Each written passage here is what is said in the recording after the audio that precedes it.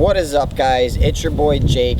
I'm giving you guys a review here of a gun that I've owned for a while that I haven't reviewed for a couple of different reasons that I'm going to get into, but this is the Bob Long Onslaught review. Now, there's been a lot of people, not a lot, but there's actually been like this few select people that have been wanting to see the review.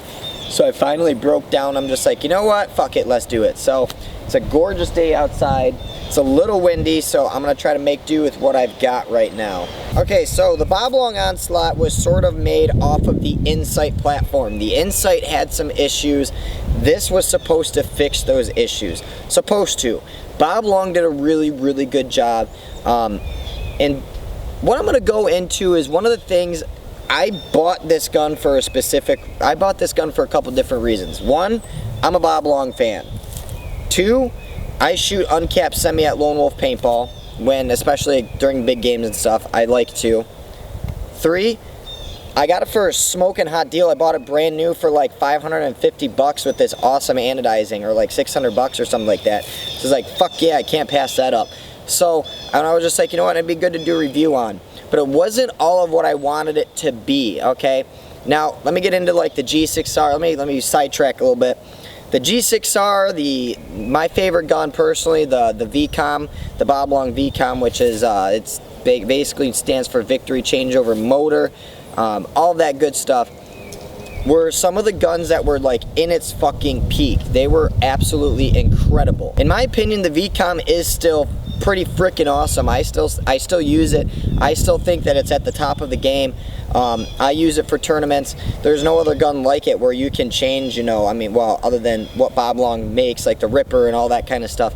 Other than that, there's no other gun out there where you can have it shooting as a poppet and a spool all within a couple of minutes. Now, like I said, the G6R, the VCOM, the Timmies, basically anything Bob Long kind of has a bad rep with some people because you have to tinker and tune them.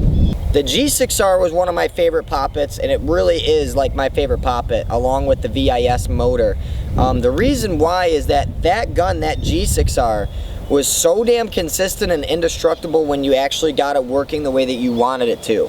But that was the thing, to get it to work how you wanted it to, you really have to tune it and tinker around with it and plug and chug. You know, you have to change your tank input pressure, you have to change your LPR, your HPR, gotta change bore size. I mean, it was just, but once you actually got it to where you wanted it to and you could tune it to shoot how you want, you could get it plus or minus 1 to 2 over top of the chronograph. Okay, my Bob Long VCOM, same exact way. I tinkered it, I tuned with it, I played with it for about an entire full like day.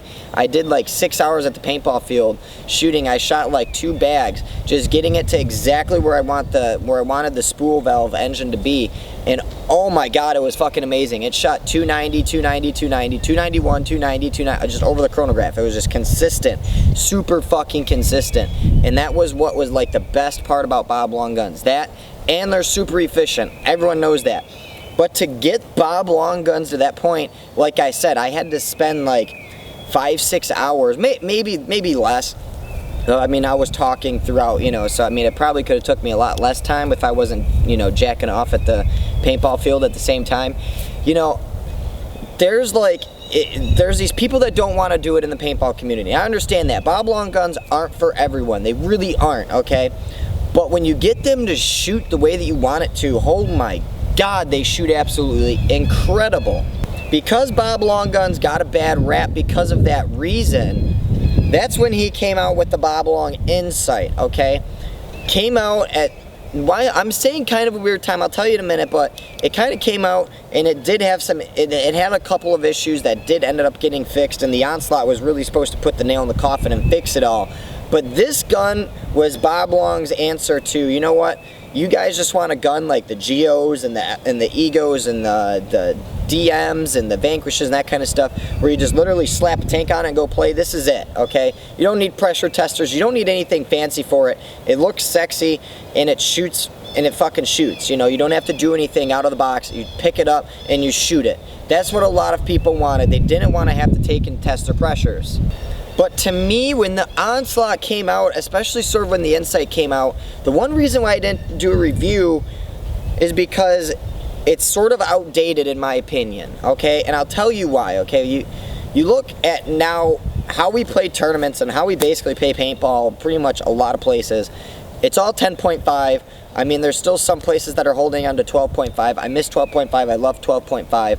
But to get a gun to shoot 12.5 or even 10.5 balls a second, it takes a, let me put it this way, it takes a lot. You can engineer and design a bolt and design a gun differently and design solenoids differently if you're shooting 10 balls a second versus if you're shooting 20 balls per second. This gun came out like when the NT11s and that kind of stuff came out, and the original EO, the Egos and the Geos, those guns could shoot 20 balls per second consistently over a chronograph without skipping a beat, and they would shoot plus or minus 3 or 4 over top of the chronograph at 20 balls a second. That's what they were made for, because you have to remember, NPPL was 15 balls a second, capped semi basically. And there were still a lot of tournaments then that were uncapped semi, which is you can get really fucking, you can get some amazing speeds on uncapped semi on like the NT11s and the original like the Geo 2 and the Geo 2.1 and that kind of stuff. You could get those up super fast, along with like the Ego 10s and the 11s. Those were some super fast guns. The NT11 was a super fast gun. This gun is sort of like that. What I mean by that is that this gun, you can reach some super fast speeds on, okay? I wouldn't say it's necessarily hard to keep it at 10 balls a second, but if you're on semi-automatic, you're not staying at 10 balls a second, okay? This thing will run away from you. For one, the trigger does like to bounce, so you have to really adjust the trigger so it doesn't bounce and go like crazy debounce on you, or else it won't stop and ramping. But other than that, this gun is super fucking fast, okay? It does cycle at really high rate of speed. Now, you sacrifice some things when you cycle at very fast rates of speed.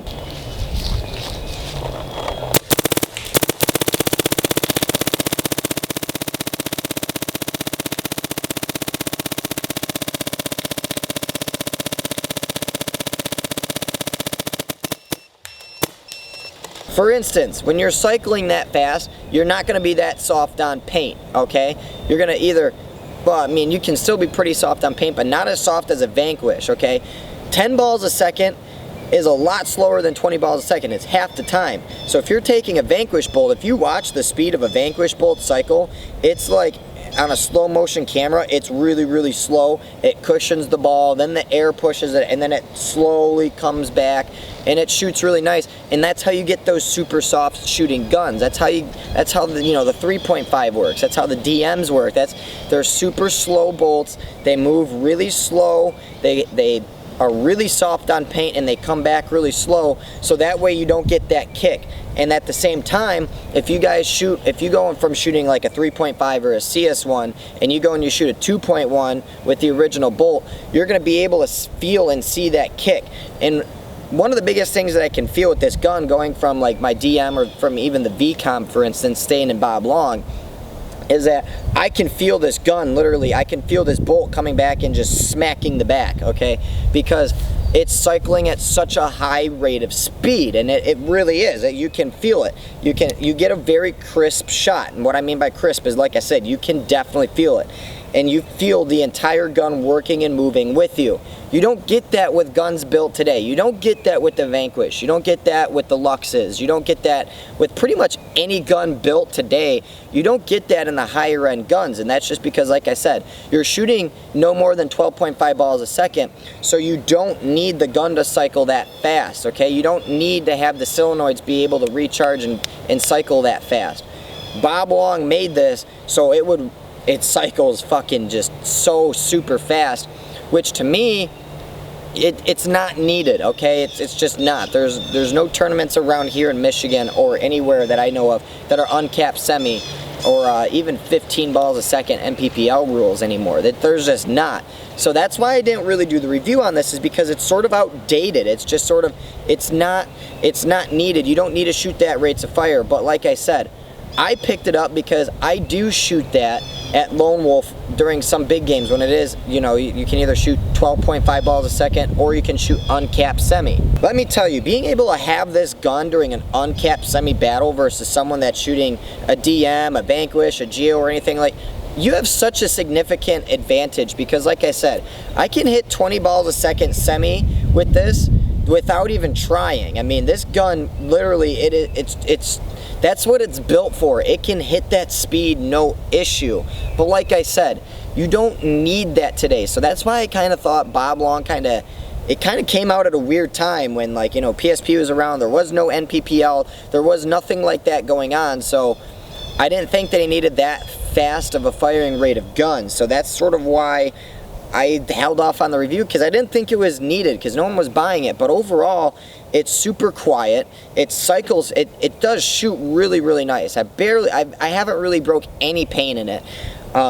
It's just, but like I said, it's a weird gun. It kind of came out at a weird time, and not a lot of people are going to buy it because they're like me. They're you know, the soft shot junkies. You want to be able to get the smoothest, most soft shot that you possibly can, because why do I want to shoot a gun where I can feel everything working and feel everything moving when I can get something where I don't feel anything at all and it's just super, super smooth and consistent? I don't get any barrel rise or anything like that. But, you know, that's what this gun is really made for. I mean, it's just made for that speed. You can take this gun and shoot it uncapped semi over top of a chronograph, and it's going to stay plus or minus 3 or 4. You try to take a Empire Vanquish and shoot it over top of, you know, you try to take a Lux even and try to shoot it 15, 20 balls per second uncapped, you know, or just caps ramping. Just sit there. It's going to be like plus or minus 10. It's not going to be as consistent because that's not what it's made for. So, for instance, the people that are going to buy this gun, this isn't going to, I mean, you can make it your daily gat. You definitely can. But this is not my daily shooter. I bust this gun. I mean, it's super sexy. This is like a wall piece for me. But, you know, I bust it out 2 or 3 times a year. I really do. I don't use this every day. I hardly use it, you know, 5 times, or, you know, once in 5 months. I bring it out when just for shits and giggles. I go to the field. I'm like, you know what? It's a walk-on day. Why not? I'm just gonna use it for one fucking game, right? That's what I use it for. I use it for those big games that are uncapped, that are just uncapped ramping, or I'm sorry, uncapped semi. Because, like I said, I can hit those speeds amazing on here, and it stays super, super consistent. But you don't need that nowadays. So overall, would I buy it? If you have the money, to me this is a toy. I had the money and it was a toy. It was because I wanted this Onslaught because, like I said, I got a really good deal on it. It shoots amazing. There goes a car. And you know, I just had a purpose for it. I have a purpose for it every now and then. It's a toy. It's a wall hanger. It shoots good. If you don't have the money for it, it's not something that you need to be running out to go do because you shoot uncapped semi once a year. You know, it's nothing like that. So overall, I mean, the barrel is great. You know, the feed neck is Bob Long's original feed neck. The bolt is basically sort of similar to the Insight. I mean, other than that, I'm not really going to go in too much in detail on how it's made. It's super efficient. I was getting like 16, 17 pods on a 68, on a full 45,000 fill on a 68-45. I was averaging about 16, 17 pods. On my Ninja 77 SL, I don't even know. I didn't even try to keep track, to be honest with you. So it is. You still get that super duper efficiency that you get with Bob Long. But I mean, overall, I mean, not a lot of people are going to buy this gun. That's why I didn't do a review on it. And, I mean, I guess if you're thinking about it and you kind of want it, just sort of think about that, is that this isn't my daily shooter, and I'm not going to pick this up over a lot of guns. This is more of like a situational gun for me. So for those people that keep on asking for the review, that's my review. Not a lot of people are going to buy it. It doesn't have the softest shot. It does still have a really nice, crisp, clean shot like the original Geos. The milling is super sexy, and the other cool thing is that you don't have to adjust your pressures. You don't have to tune this thing to actually go out there and actually play. You don't have to, you know, you don't have to get super crazy. You don't need to buy a pressure tester. You don't need to test it before you go out and play. You don't need to do any of that. You don't need to change it for the weather. You don't need, it's just plug and chug. This is Bob Long's gun, a plug and chug. With that being said, I really hope, even though all this stuff that's happened with him buying and selling out, I don't know, with Field 1 taking over and all that stuff, I really hope Bob Long still designs another plug and chug gun like this that can compete, because I know he certainly can, because the VCOM shoots super smooth. I want to see this gun redesigned with this sexy milling that Bob Long has, with some awesome anodizings. These have to be like the strongest anodizings ever. I want to see him come out with a plug and chug gun that can shoot as smooth as the Lux, because I know he can do it. I know he can, and he'll do it to where it gets 15, 16 pods on a 68-45, and that's just how he is, and that's what I want to see, but this gun isn't that. So with that being said, guys, I hope this like kind of helps you guys out. For the people that have been waiting for this review, I'm sorry. That's the reason why I didn't make it, because it's not a gun that's going to be bought today. It's just not. It's not my first gun it's not my first gun on my gear bag. It really isn't. It's pretty much my last gun out of my gear bag. It's still super quiet. It's still super efficient. You get an awesome barrel. You know, the trigger can use some work. But other than that, I hope this, you know, was an enjoyable video for you guys. I hope you enjoy the sexy anodizing on this gun. So thanks for watching. Have a good one.